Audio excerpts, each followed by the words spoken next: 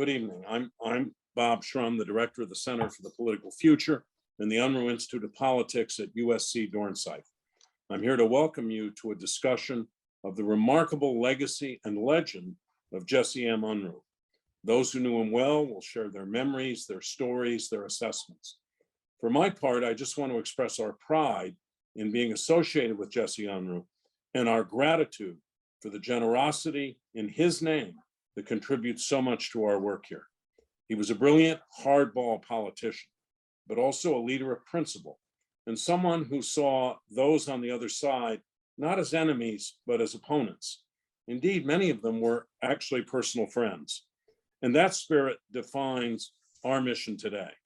This discussion will be led by two of the outstanding members of the Unruh Associates, a student organization that grew out of the Unruh Institute and the Center for the Political Future. Let me briefly introduce them, and they will introduce our great panel and kick off this event. Chloe Hirth is a senior at USC, double majoring in political science and communications and pursuing a progressive degree in public policy. She is the president of Unruh Associates, a research intern for LA County Supervisor Holly Mitchell, and president of the Alpha Phi sorority. Tommy Nguyen is a senior at USC, double majoring in international relations and history. He currently serves as a senator for the undergraduate student government and president of the History Student Union. And I can personally testify that they are both superb students. Chloe and Tommy, take it away. Thank you so much, Professor Shrum. So as Professor Shrum said, I am the president of Unruh Associates. Tommy, who is here as well, is the former president of Unruh Associates, who is kind enough to pass it off to me. And Unruh Associates is really close to both of our hearts because not only is it an amazing bipartisan organization, but Jesse M. Unruh was a part of the original founding. His estate gave the funding for the Unruh Institute of Politics as well as the Unruh Associates. So we are forever grateful for that. And on campus, we do bipartisan programming, civil discussion, discourse, and really want to bring the USC political community together. But I will pass it off to Tommy. Thank you so much, Chloe, and thank you so much, Professor Shrum. Unruh Associates was really my first home at USC. I was a first-generation college student, the son of refugees and bakers, and not a lot of people in my family that knew anything about the field of college, law, or even politics. And Unruh Associates was the place where I found my identity. I was able to meet people from such diverse backgrounds and experiences, but could come together and have civil discourse and help progress policy and politics within this country. I'm truly grateful to the support of Jesse Unruh and his peers and friends that have supported him in creating the Unruh Institute to allow me and countless other students to find, their passion and identity in this world to make and to hopefully make change. I'm also very excited to talk about the legacy of Jesse M. Unruh with some of our panelists today. Introducing the first person is Bill Boyarsky. Bill Boyarsky is the author of California's Big Daddy, Jesse Unruh, Power of Politics. He is also the co-host of the podcast Inside Golden State Politics and former city editor of the LA Times, where he was also a columnist, bureau chief, and political reporter. He is a recipient of 3 Pulitzer Prizes for team reporting. Also joining us is Grover McKean, an attorney and served as deputy state treasurer and chief of staff for Jesse M. Unruh. He has been instrumental in keeping his legacy alive and is a longtime supporter of the Jesse M. Unruh Institute of Politics. And finally, Mike Roos. Mike is the founder and chief consultant of Mike Roos and Company, a public affairs management company that specializes in government relations, corporate issues management, media relations, and ballot measuring campaign. His career as a political strategist and legislative leader includes serving as Speaker pro tempore and Majority Floor Leader in the California State Assembly, member of the State Finance Committee for Jimmy Carter's presidential campaign, and Chief Deputy to the LA City Council member, Marvin Brown. We are now going to pass it off to our panelists to take a few minutes to speak on their relationship with Jesse M. Unruh, give us some insight into what their experience was, starting with Grover. I want to remind all of us why we are revisiting the life of a man who died 34 years ago and held his first elective office 67 years ago. When Jesse Unruh was first elected to the California State Assembly in 1954, was a part-time job that paid $400 a month. Members in their committees had little or no staff. They were dependent on the lobbyists who represented the special interests they regulated for information and, of course, campaign contributions. The legislature was ineffective and corrupt. It was dominated by special interests like the railroads, the oil companies, the racetracks, and the liquor industry. As a legislator, Jess ran a successful campaign to change the state constitution and create a full-time legislature with a full-time and professional staff. His reforms not only affected California state government, but other states as well. I think it is safe to say that Jess Unruh is the father of the modern model state legislature. His reforms did not make corrupt politicians honest, but they made it a lot harder for corrupt politicians to succeed. In the course of doing this, he became the most powerful speaker in state history and enacted some of the most important legislation of the era. And he did the same thing during his tenure as state treasurer. In 1974, he ran for an obscure post, and just a few years later, the Wall Street Journal wrote that he had made the job the second most powerful finance position in the nation, next to the US Secretary of the Treasury. Why did Unruh do these things? The theme of Unruh's life was his persistent pursuit of social justice for those in society who had gotten the shaft. His empathy for the poor and those discriminated against resulted in historic legislation that attempted to end discrimination in housing, age discrimination, credit, and a host of other things. The Unruh Civil Rights Act later became a model for the National Civil Rights Act and legislation throughout the country, similar with his Credit Reporting Act. When I think of Jess, I'm reminded of a quote from Lilla Watson, who was an activist for the Aboriginal people. She said, "If you've come to help me, you are wasting your time. But if you've come because your liberation is bound up with mine, then let us work together." These words describe why Jess Unruh had such a passion for justice. His rage for justice, to steal a phrase, came from his self-identification with oppressed segments of society, whether it was because they were poor, Black, or brown. He was able to take his sense of anger and turn it into serious institutional reform. Unruh did not just feel empathy for the poor, he did something about it. Injustice both angered and motivated him. He sought power, not just to accumulate it, but to use it as an instrument of change. Jess grew up dirt poor in Texas. The tough times he had growing up were seared in his emotional memory, and needless to say, he had nothing good to say about poverty or the power structure that sustained it. His critics claimed he acquired power just for the sake of having it, but his track record says otherwise. I had my first serious conversation with Jess Unruh in late 1974. And my past in politics had been primarily as a press secretary, both for the Democratic Party and the Speaker of the Assembly, Bob Moretti. So while he was interviewing me, I was concerned that he thought I might be able to change his much maligned image. As much as I wanted to work with him, I didn't have a desire to take on a hopeless task. So I finally said to him, "Jess, you don't expect me to change your image, do you?" To which he replied, "Grover, my idea of good press is none." Throughout his career, this was his Achilles heel. He did great things for the right reasons, but he could never get himself to justify himself to the press. I once saw him throw a national news correspondent out of his office for asking stupid questions. You don't make friends that way, and those are the kind of things that come back to haunt you. In 1975, April 1975, Jess Unruh appointed me assistant state treasurer, and a short time later, I became chief deputy state treasurer, a position I held until 1981 when I left to become an investment banker. From 1975 until his death in 1987, we spoke almost every day. I got to know him almost too well. Some observers of his style have suggested that he grabbed power, but actually, much to my fascination, it often gravitated to him. He had a purpose in life and others recognized it. Because he had a purpose, others often followed, even if reluctantly. Power also came to him by default.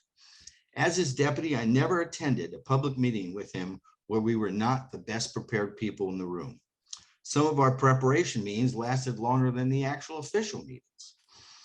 Most of the statutory meetings we attended included, like the State Pooled Money Investment Board, had the governor, the director of finance, the state controller, and the state treasurer. We always had an agenda. And by that, I mean, we went into a meeting with clearly defined goals. We did our best to know everyone else's, but often the governor and his people did not seem to have goals. They were just there. When only one member of a committee has a true agenda, that's the one you can expect to be enacted. When he campaigned for state treasurer in 1974, the post was considered insignificant by everybody but Jess. He had an uncanny ability to see the potential political leverage, or to put it more nicely, social utility that an office could provide. Unruh also loved the minutiae of government, and he understood that mastering it would empower him. He mastered the rules and regulations of the state treasurer's office and the office's relationships to state government. He had done the same thing as a legislator, eventually becoming the most powerful speaker in the state's history. Sure, using the same tools, he turned the California State Treasurer's Office into the most powerful nation in the Treasurer's Office in the nation. Some journalists interpret this as simply a ploy to collect contributions from the banks he did business with. They got it wrong. He had a much bigger fish in mind. He wanted to change the whole system. Unruh believed that power accumulated should be used to eliminate the social inequities in society, and it frustrated him no end when the governor or other state officials had the power to fix something and they didn't do it. He classically leveraged almost every instrument we had at our hands. For instance, with the Hospital Financing Authority was created to so that hospitals could borrow money at low tax exempt rates and presumably pass the savings on to the patients. Sounds simple enough, but the hospitals didn't want to be tied down to that or any other requirement. Unruh made sure they didn't get approval if they did not agree to this and other social improvements like maintaining the rural hospital system. Needless to say, they were outraged by this. Unruh became state treasurer as the golden age of public finance dawned. Wall Street investment bankers were swarming all over the state legislature to authorize bonds for everything from student loans to harbors and industrial development bonds. After all, it was practically free money. You only had to ask them. Unruh did not support all of these efforts. In fact, he opposed the proliferation of state debt, but he also realized that he couldn't stop all of these efforts. So he co-opted them. After taking a lot of heat opposing the state authority to issue student loan bonds, there was already a federal agency doing that, he agreed to remain neutral on some of these efforts if he could control the staff, the commission, and the issuing process. The result? Some of these authorities never issued any bonds, and one of the authorized commissions never even met because they could not do so without the call of the chairman, who happened to be the state treasurer. The media interpreted the creation of all of these new commissions as another ploy by Unruh to raise money from the investment banks. Another example of Unruh understanding how to create power and leverage for the public good came with his creation of the Council of Institutional Investors. The council was founded by Jess at a time of junk bond finance corporate takeovers, imperial CEOs, and insulated boards of directors. Jess, as state treasurer, was a member of the California State Teachers Retirement Fund and CalPERS, two of the largest pension funds in the country. Under Jess's direction, they joined with two other pension funds and created the council to assert the rights of shareholders. At the time, those shareholders were primarily government pension funds. Here again, Unruh was motivated by an injustice. He was motivated by the green mail paid by a large publicly held corporation to a corporate raider at the expense of the shareholders, of which CalPERS was a very large one. Green mail was the practice at that time of buying enough shares in the company to threaten a hostile takeover so that the target company would instead repurchase the shares at a premium, which was of course the cost to the existing shareholders. By joining with other state and local pension funds, Unruh empowered the entire shareholders' rights movement. For its inception in 1985 with 21 members, it now represents over $4 trillion in assets and 140 members. Unruh organized the pension funds into pooling their resources so that they became a significant factor in the market, or as Jess said, no longer the sheep awaiting slaughter. To understand Jess Unruh, you need to know that he had a purpose in holding office that went beyond personal ambition. He had a passion for solving problems and ending injustice. He had the ability to perceive power and leverage where others did not. He had a willingness to study the minutiae of government and use it for the public good. These are the reasons to study his life. Thank you. Thank you so much, Grover, for giving us all of those amazing insights and reminding us why we are here to celebrate Jesse M. Unruh so far after his passing. I would also like to note, I'm not sure if we said it already, but Unruh is also a fellow Trojan, so want to mention that as well. Thank you again. I'm now going to pass it off to Mike to share a little bit about your experience with Unruh. Yeah, I'll try to make it personal in terms of how he could take an ordinary acquaintance and mentor that person into passing for a legislative leader. I had a career that was pretty typical of people who are young and at SC and are thinking in terms of public service. I migrated from Memphis, Tennessee, by way of Tulane University to graduate school at USC School of Public Administration. I then worked for the poverty program. Nixon had just been elected, so the timeline for its existence was getting shorter and shorter.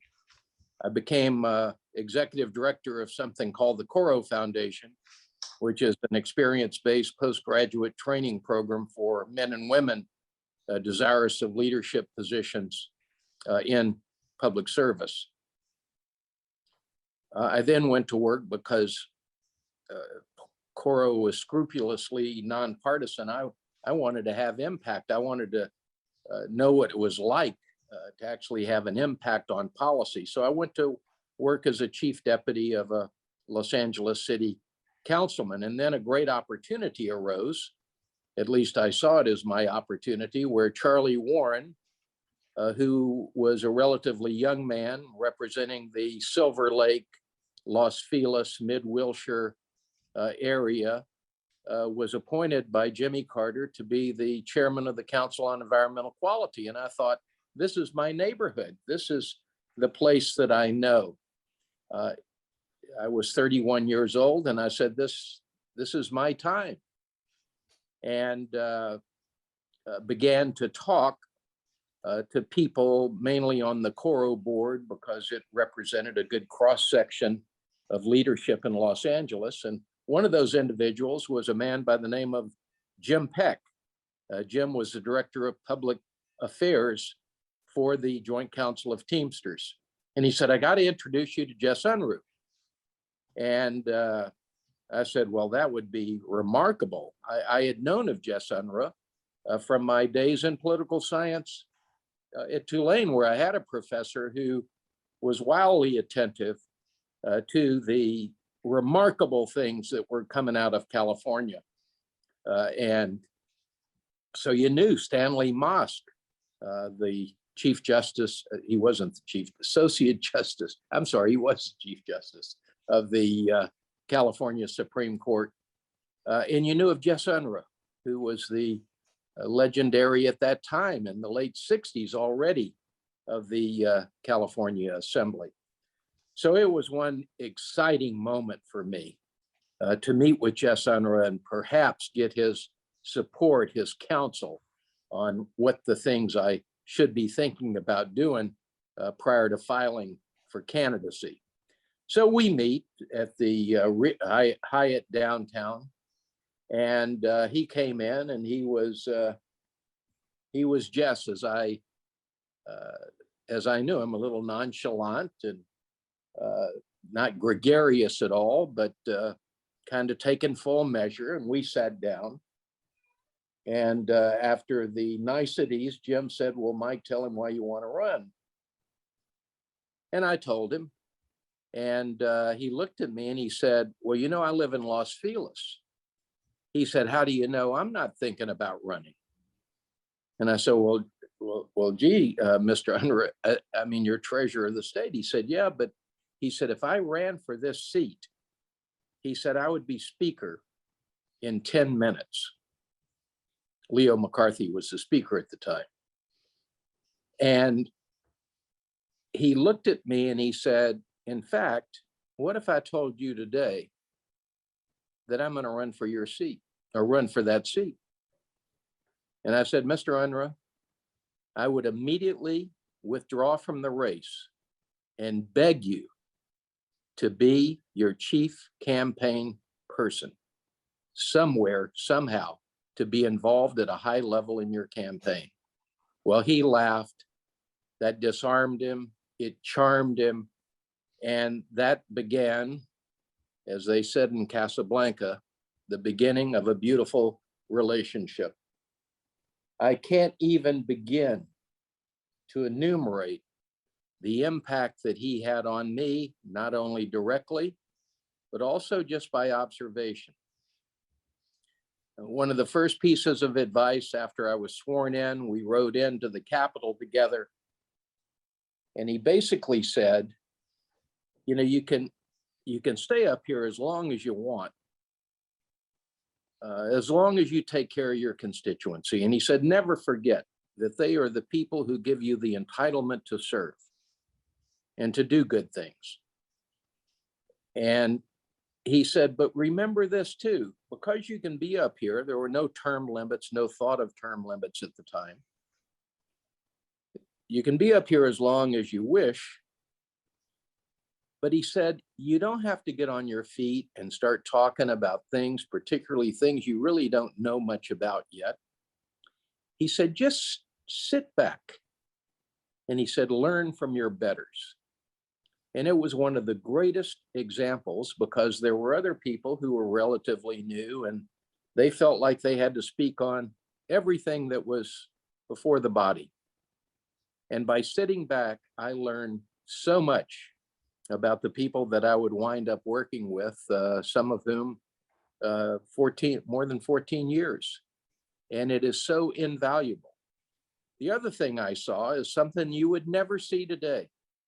Jess Unruh, a statewide office holder, I don't remember 1 week of floor session where he wasn't on the floor, wandering around, buttonholing members, asking their opinion on this or that, giving his advice on this or that, which is why in the assembly chamber today, there is a draped desk that is the 81st member of the California State Assembly.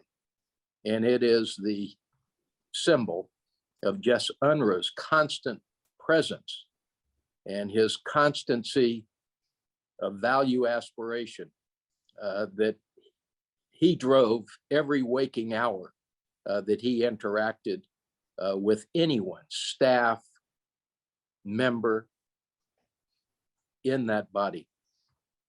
So I'll stop there. I have plenty of other things, but it's just kind of a personal reflection on really how I got started in the best way, because I had the best mentor of anybody ever to be elected to that body. Thank you so much for that powerful reflection, Mike. Thank you for everything you've done. Moving on to our next panelist. Off to you, Bill. Well, Jess and I had a, like with all members of the relationship. I was covering the state assembly for the Associated Press. And as Grover intimated, neither Jess nor his aides especially liked reporters.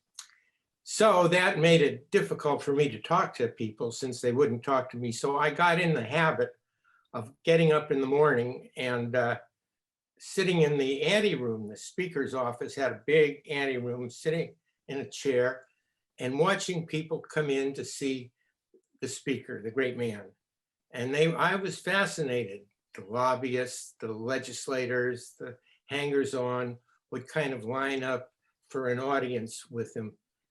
Well, by just hanging out, I found out one day that the speaker was going to install a shower in his office. This was the 1960s, very unheard of. Nobody put showers in their office. So I said, wow.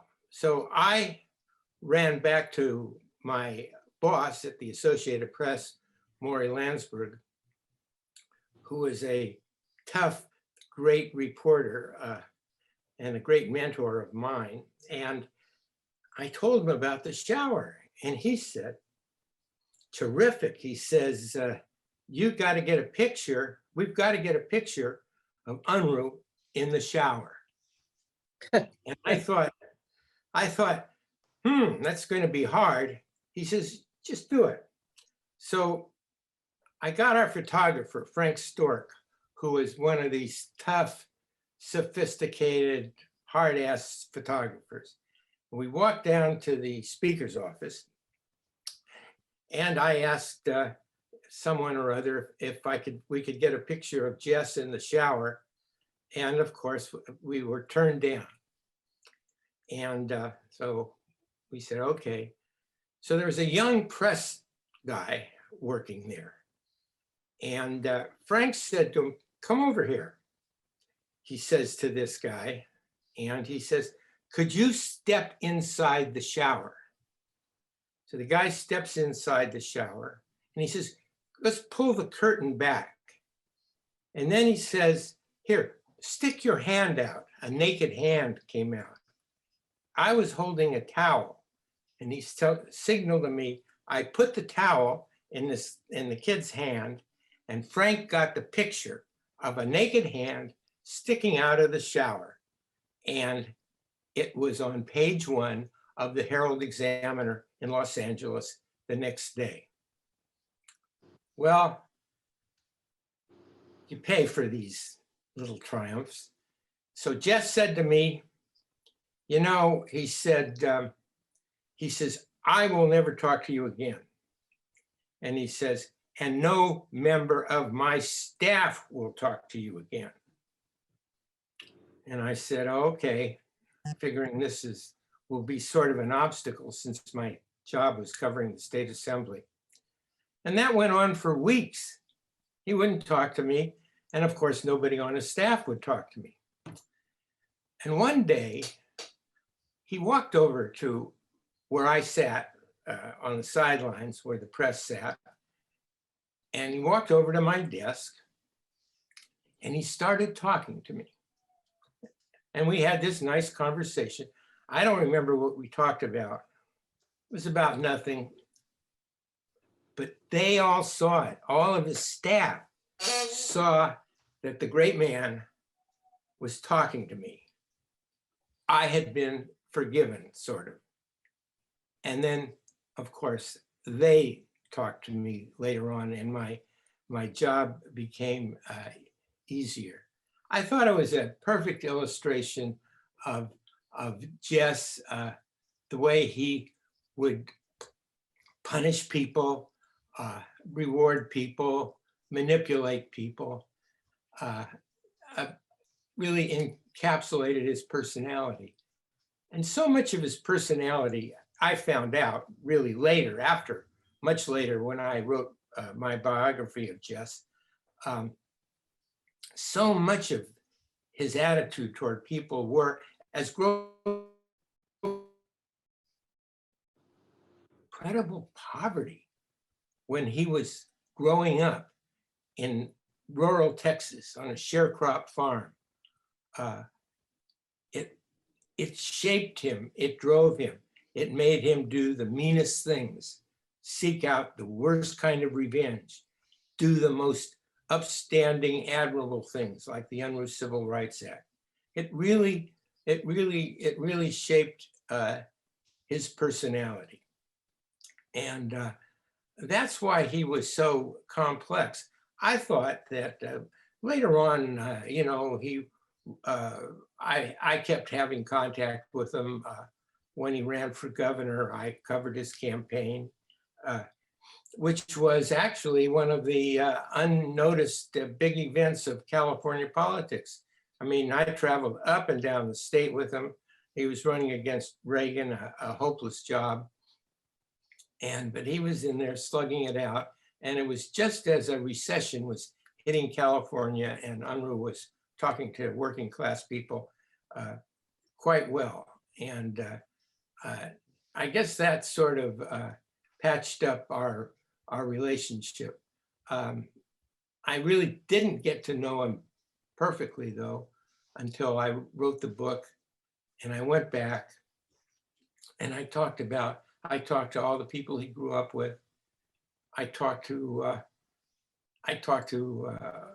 all of his associates, and I talked to his girlfriends.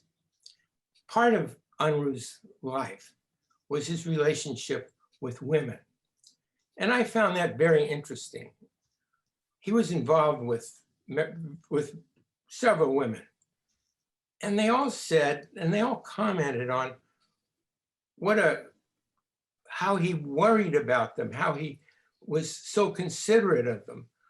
One woman was a university professor, and he was a speaker. He helped her with her union business and helped make her sort of a big shot. All of them spoke so highly of him. I thought that was interesting. That sort of changed, made him another layer of his complexity. Well, anyway, he was, I got in a lot of trouble with Kevin Starr, the great historian, when at a USC event, I brought up the women part, and he thought I was guilty of poor taste. Well, nobody's ever accused me of good taste, but I got along pretty well with Unruh. Toward the end, I guess we both shared this quality. He was a great man. He did so much for California. He was an example, and I thought it was a wonderful thing that his estate went to the Unruh Institute and all these activities out at USC. He would have loved it. That's it. Thank you so much, Bill, and thank you to all of our amazing panelists for giving us the behind the scenes insight into what it was really like getting to know the amazing Unruh. I'm sure we're all very envious that you guys got to have such a great experience and get to know him and see those traits that we all hope to embody and hope to see in our present day politics, for the good, the bad. So in the next portion of our event, we are going to move on to questions from Tommy and I. And then in the audience, if you have any questions, keep submitting those and we will move on to that afterwards. But I will begin with, Unruh was an expert in power politics and a force to be reckoned with, as you have all discussed. What defining characteristics and traits helped him in this regard? He could look through you into the deepest reaches of your soul and find out and understand your strengths and your weaknesses. And I always thought that was the secret of his power.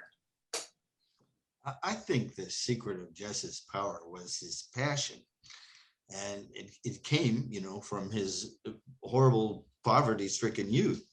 But he didn't have just empathy for people with problems. He identified with them. And he was, he had a genuine sense of outrage. And I think he channeled it well. In Bill's book, which, by the way, is an excellent book, he talks at length about how angry Jess was in his earlier years. I didn't encounter that. He was much more philosophical by the time I met him. But anger can be a good tool, and Unruh used it well. Well, my take is a little different than both of those, even though they might combine somewhat of those observations. I saw him as a guy who was incredibly meticulous in observing and relating to people. And I'm talking about people who had given power, the chairman of a committee, a member of a committee, the minority, the vice chair of a committee. And he would spend time, he would charm them. His humor was, such a great tool. He loved the turn of a phrase. I used one today. I'm sure he didn't invent it, but he sure brought it, to the California legislature. And it's so appropriate for the Congress and our political system today, which was, if I killed all my enemies yesterday, I wouldn't have any friends today. And those kinds of observations would just bring people in, and then it would get to a newer level of relationship where more and more confidences were shared. And the quote book that he had on people who had a vote was in depth, enormous, and absolutely flawless in his mind in terms of when to use any one of those needs that he had discovered in someone else for the good, but to bring them aboard by reminding them of something that they had shared with him that had expressed an interest in what now he had brought around as the instant case that he was enlisting their support on. I never saw, maybe other than Willie Brown, a better observer and understander of human nature, and again, how to appeal to basic revelations that had been made in casual conversation when the rubber was meeting the road on something that was important and controversial. It went beyond that, Mike, in the sense that we would be visiting legislators and he knew all their staff. And Exactly. He was interested, he liked people, he was interested in them, which I think to be in politics, you need to like people and you need to be interested in them. And he was just fascinated with everybody's story. It didn't matter to him if you were a legislator or if you worked for the guy. If you were in politics, he was interested. And yeah, even on the street, he talked to people that I would never talk to. No, exactly. And again, now you're really touching the hot wire of what made him unique. You say people who usually get into politics like people, but you and I both saw, and maybe both of us have been guilty of, the way we approach somebody, and it's so abundantly clear to both parties, it's a transactional conversation. Mm-hmm. Jess always made you feel as though he was approaching you because he just wanted to bullshit with you for a while. But out of that, was this remarkable sense of he cares about me. And I'll give you a typical story that you've seen a million times. Bill has seen and Bob Shrum all of his life. So when Jess passed away, there was a memorial on the floor of the assembly. And again, you could divide it into three parts. There were people who really knew Jess, who really loved Jess. There were a bunch of people who felt that they knew Jess and they admired Jess. And there were people who really had met him, but they didn't know him and they didn't really know anything beyond the legend. Well, I'm not going to name the name, but now you got down to the short straws of who's left with their mic up. And here was the speech.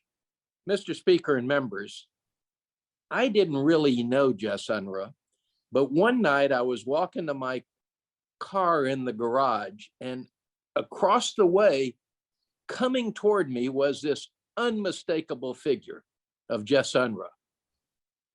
And as he got closer, I smiled, and he looked at me and he said, "How are you doing tonight, Bruce?"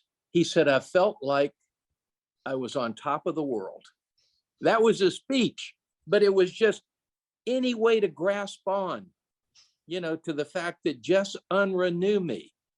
And again, that was so much part and parcel of what you just said, Grover, his interest in people, which created a boomerang of their being interested in him. And then on top of that was this remarkable career as legislator, speaker, and treasurer. You know, Mike, you probably maybe know more about this than Grover than I do, but there was a defining event in his life as speaker.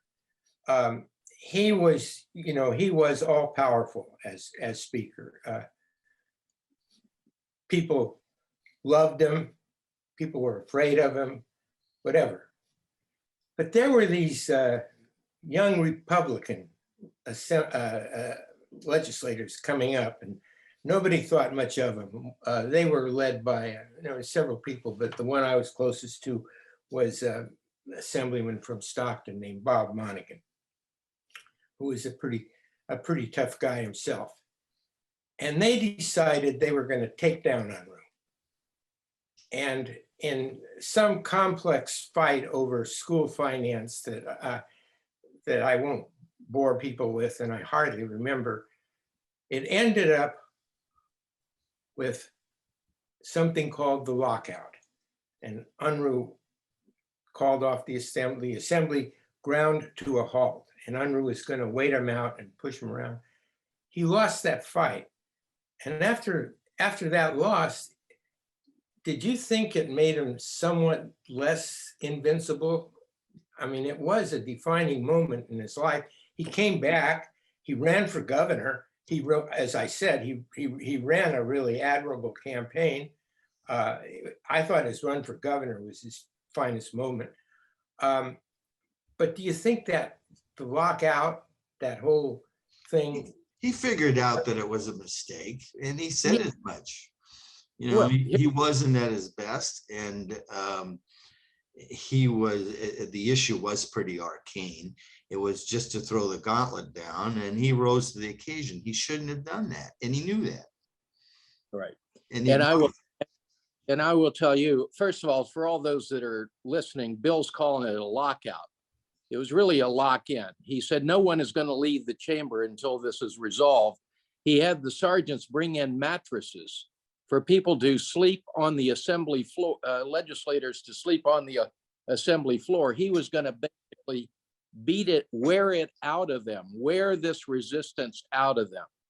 And what he always told me, what was the place, Grover and Bill, the El Mirador? yeah.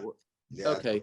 So he's at the El Mirador, and Jess was always fighting his own notion of what his image ought to be physically. And at that time, he had gained an enormous amount of weight, and he was taking diet pills. In other words, speed. And he said, I absolutely got screwed up on that, and I lost my sensibilities. He had Jerry Waldy, he had his top people basically saying, Jess, this is the wrong move.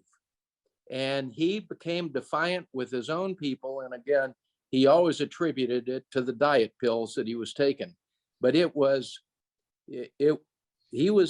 chastened by it. There's no doubt about that, Bill. But I think the run for governor was great because he lost by less than 1 million votes. But I think the heroic stuff he did was with Grover as treasurer. I don't think that. And it goes to Grover. Phil Angelides, that many of you may have heard of, was my chief of staff. And Phil told me a story about how about this? This goes to Grover, saying he not only cared about people, members of the legislature, he cared about staff.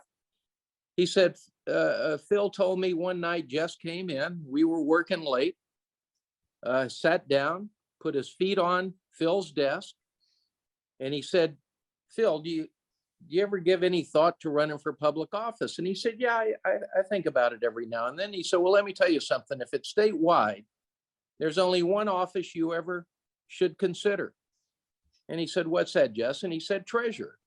And he said, well, why is that? And he said, well, because it involves money, investment, and public policy.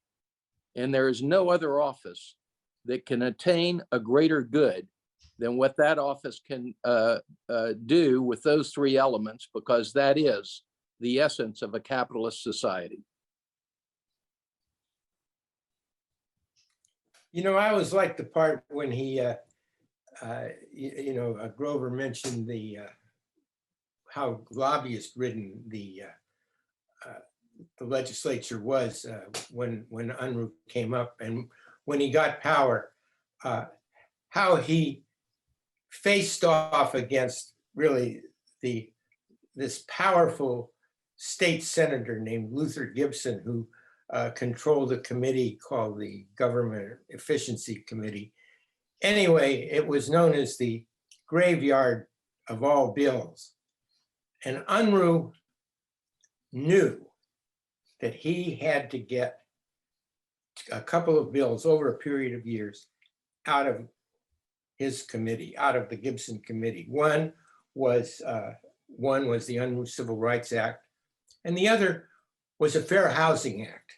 That was even tougher to get through because there was so much opposition. And the way Unruh manipulated power in the state Senate, where they really didn't like him, the senators couldn't stand him because he was acting big and had so much power.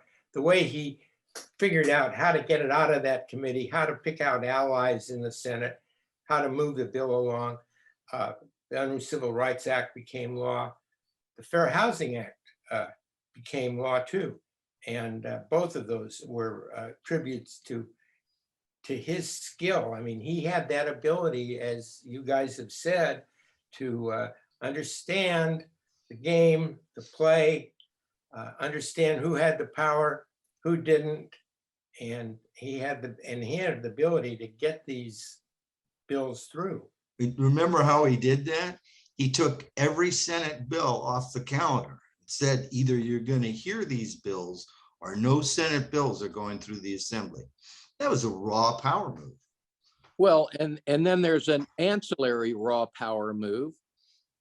And that's when he was chair of Ways and Means, to give the listeners an idea of how hegemonous the governor was. There was a phone call right at the chairman's place on the dais that was the governor's office to call that chairman and tell that chair what bills they wanted advanced and which ones they wanted held in committee. Pat Brown's governor, a man in full, and one of the first defiant things Jess did in full public display was yank the phone off the wall of that desk. No longer did the governor have a direct line to the chair of Ways and Means in the assembly. You know, that's another interesting story, because the governor also used to name the chairman of that committee, and Unruh didn't allow that.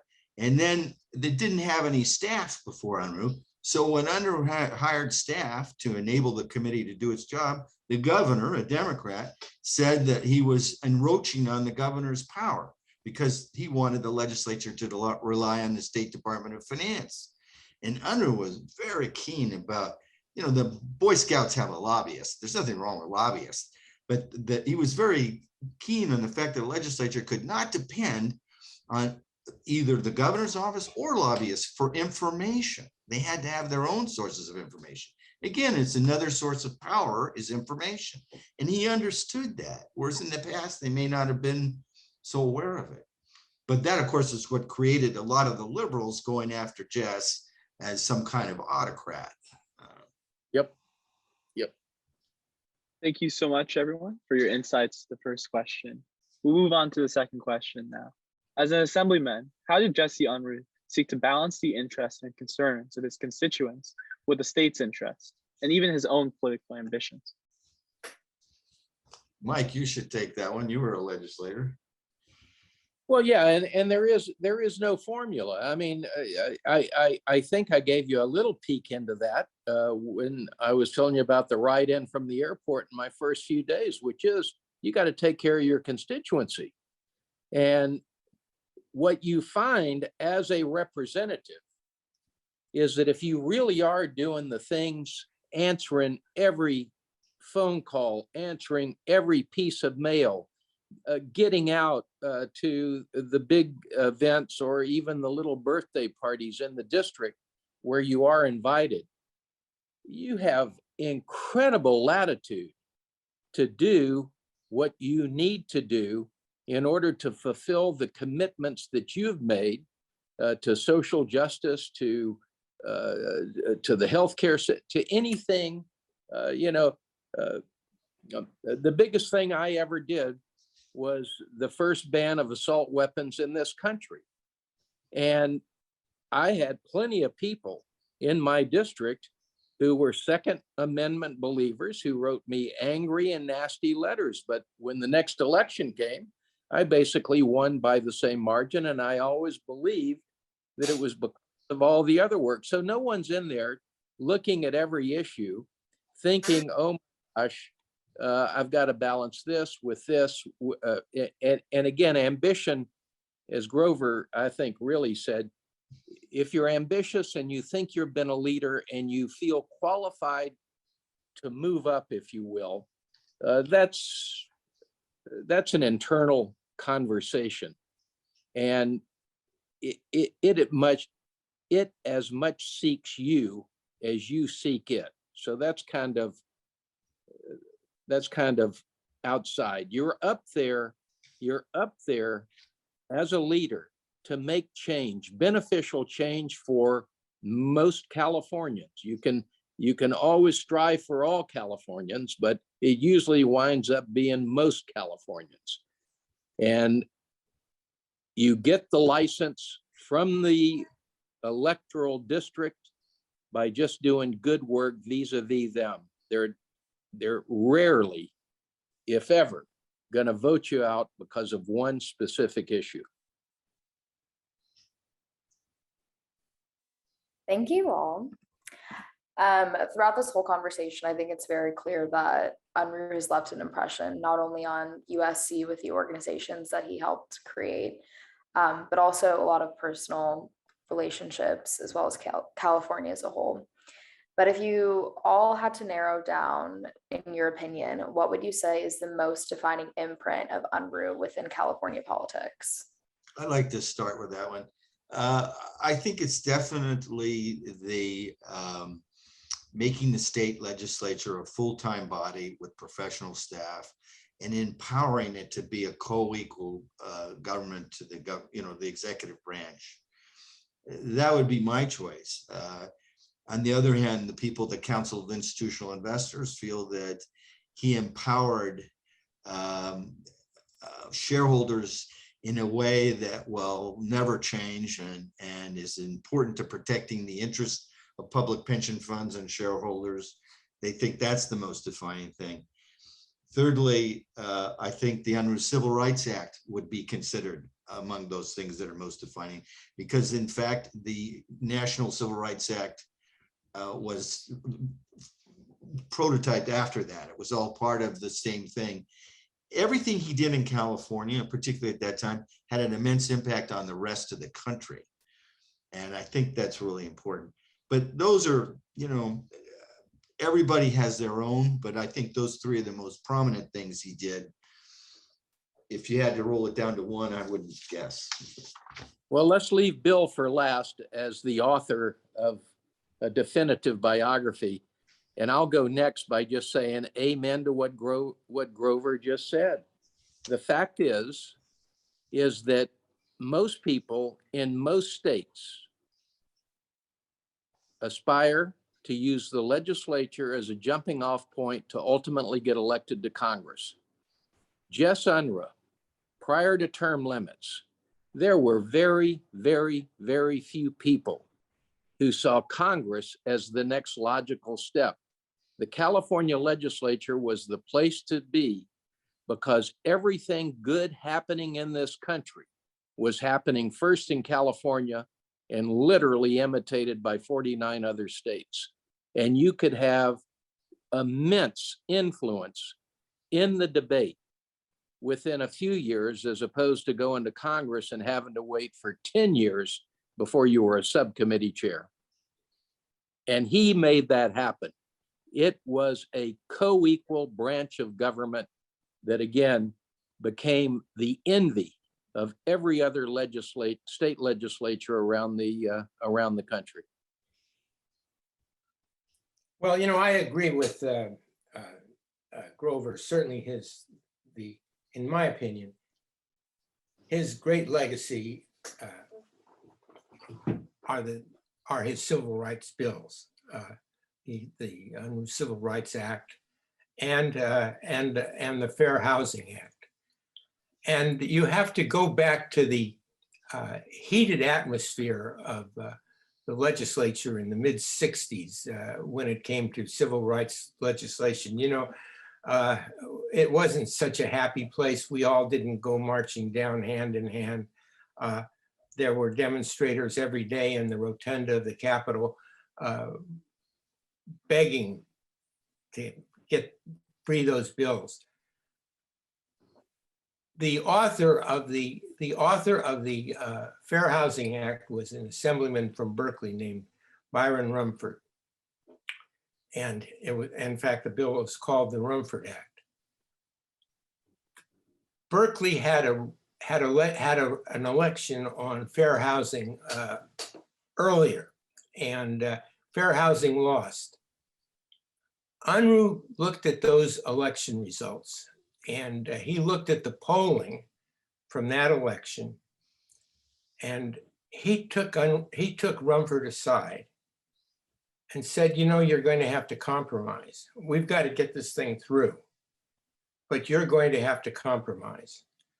Well, compromise to the advocates of fair housing, to the very liberal, was a dirty word then as it is today. But Rumford was a practical man too.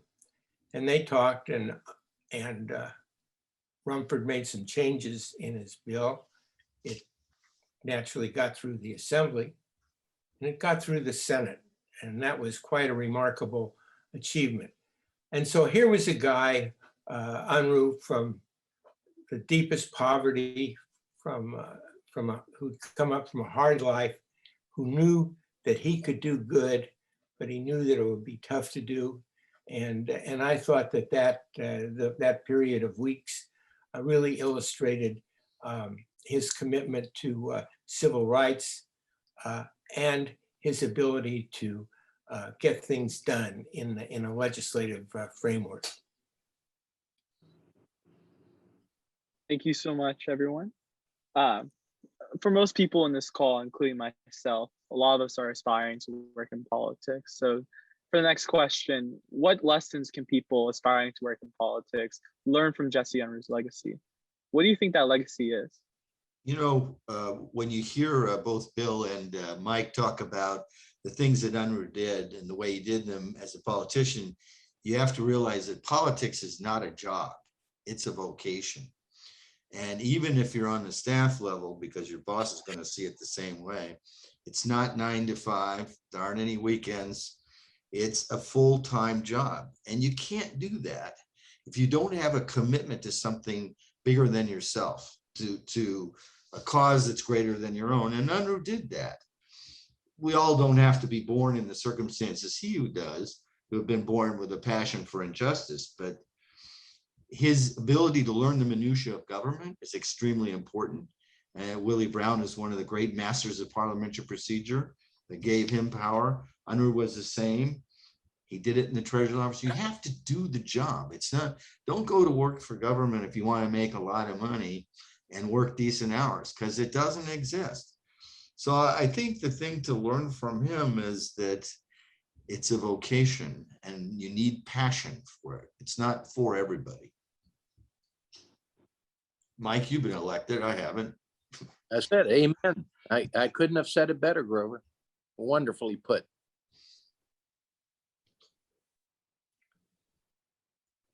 Bill, we're looking at you. I think to succeed in politics, you have to have a real commitment to social justice, which Unruh did. And you have to have the courage to go ahead, even if you're going to lose, if you have something you want to accomplish. And I go back to his campaign for governor in 1970 against Ronald Reagan. And he had no chance of winning. I mean, he had no chance. This was Trojan football at its worst. But he went in there, and he didn't have any staff around him, just a few people. But he went in there and fought because he had a message that he wanted delivered to the working people of California, the middle class working people of California, who by then were getting hit by, as I said before, this recession. The aerospace plants were closing, the auto plants were closing. And this guy, he'd go out there every day on weekends, and he'd talk to these plant workers, women and men, and he'd give them this, I thought, inspiring talk on what could be done. You know, as you said, Grover, he didn't lose by as much. Everyone thought it would be an overwhelming landslide. He came closer to winning. He didn't have a chance to win, but he came closer than anyone thought. And what he did was, he laid down the parameters for what became the debate we're having today about the working class and what the Democratic Party should do and what it should stand for. And he went out there and he talked, and he talked just like this angry guy from poverty-stricken Texas.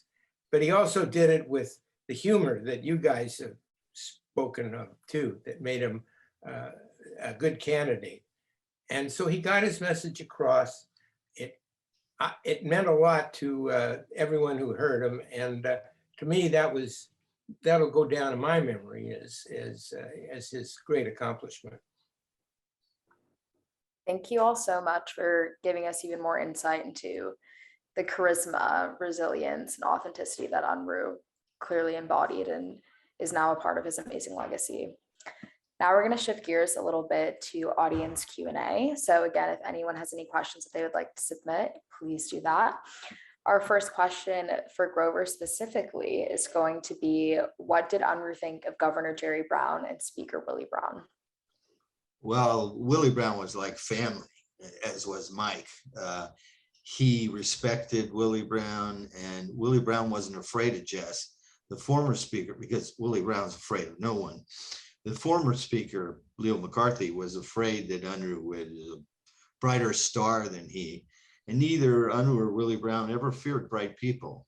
And one of the problems you have in society is that people that don't want to be surrounded by bright people. They want to be surrounded by people who agree with them. Now with Jerry, you're talking about his first 2 terms. And I mentioned earlier Unruh's frustration when a politician who has power doesn't use it to do good things. And I would have to say that he was very frustrated by Governor Brown. Not just his unorthodox style, Unruh respected the governor's office, and he helped Jerry pass the farm labor bill, which was like something Jerry never wanted to admit and was afraid of people finding out about. Just wanted to be of service, but he really felt that Jerry wasted a lot of opportunities. And when I said we'd go to meetings of official state bodies like the Pooled Money Investment Board, the governor would be there and he'd just be there, I mean, he'd be in attendance and we'd be the ones pushing an agenda. And he didn't understand that. At one point, while he was dying of cancer and he knew it, he was at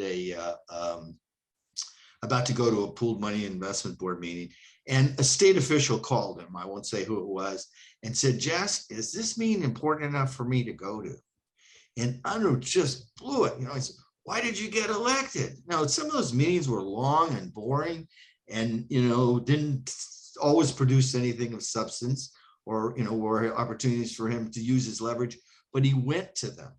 So the point was that he found unutilized power very frustrating, and he found Jerry very frustrating. I don't know how he would have viewed the second 2 terms. I thought they were pretty good. Thank you so much for that insight. I have another audience question for Bill specifically asking, did the front page picture of the shower identify who was in the shower in reference to the article that you were referencing earlier? No, it didn't. Uh-oh. It might have said it was an aide. I think it didn't say it was Unruh. I think the caption might have been a little vague, but we didn't say it was Unruh. I think we did say it was an aide, but it was the image of this bare hand. Of course, that's a towel. That's just it, Bill. He thought that was very superficial, and that you ought to be covering, some of the great things he was doing. And this is a natural conflict in politics between politicians and reporters. Bill once accused me of wanting the press to be stenographers. I said, no, I want you to be a happy stenographer. Just report what we're saying. Well, that's not the role of the press, and that's not what they do, but they are the filter to the public. And so when you pursue a story like that, Jess thinks, you're not covering the substance of government. And there was this antagonism between the two. And what I hate to see is the way it's degenerated in the current way. We need the press, as Jefferson said, that you had to have them and so on and so forth. Sometimes they're incompetent, and sometimes they do stories like about showers when there's a state budget. You still need them because they are the prism through which the public sees what you're doing. So when I say that was his Achilles heel, it bothered me a lot. Well, I'll tell you, there's a couple of things about that shower story. One is that I knew Unruh wouldn't like it, but I sure as hell would rather face an angry Unruh than an angry Maury Landsberg, my boss, for not getting the story. Secondly, I think that we didn't touch on this. One of his great contributions, as far as substantive things go, was all he did for mental health, for children, for mentally ill adults, for children. He put together a whole structure, and he didn't really get any credit. Nobody cared about it. That was an issue that was definitely not sexy. Nobody cared about it. But he got really deeply involved. His staff some members of his staff were involved, and there was a Republican lawmaker named Claire Bergener from San Diego, whose son was mentally challenged, and he worked with Unruh on this. And they put together what we have today, our whole mental health structure, which, as it turned out, is not perfect. But I thought that here's a guy with all these issues that are sexy. Here's a guy who went out and, he talked to all these parents of these kids, the parents of the mentally challenged kids whose children were put away in mental hospitals, and parents couldn't visit them. He talked to them, he spent time with them, he communicated with them, and succeeded in creating this structure, and for something that he got no glory for that, but it was a great thing that he did. Well, thank you again for those insights. Amazing. Unfortunately, we're reaching the end of the event, but I wanted to leave us all with one last question. So throughout this whole event, we are obviously celebrating the legacy that is and was Jesse Unruh. But I want to take a moment for us to kind of reflect more forward thinking, especially in the context of us being at the Center for the Political Future. Briefly, in a perhaps lightning round, could you all speak on what you think Jess would say about the political future going forward in this current time? Well, he'd be fighting it. He'd be appalled. He'd be appalled by Trump. He'd be appalled by the Republicans.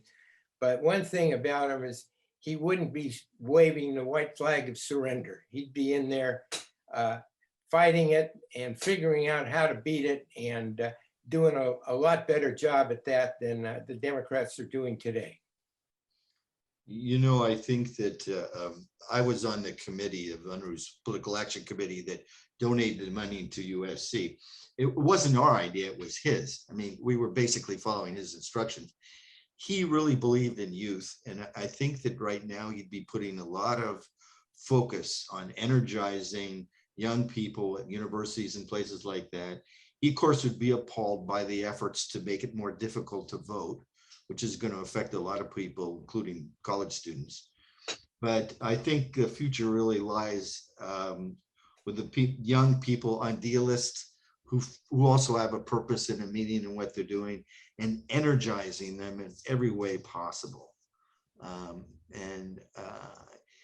You know, he'd go to speak to the young Republicans if he had to. He wants everybody involved, but he definitely would have felt that if there's any hope for the future, it's going to be with young voters. Mike? Well, I'll just share this. I have a treasure trove of Jess Unruh memorabilia that's so personal to me.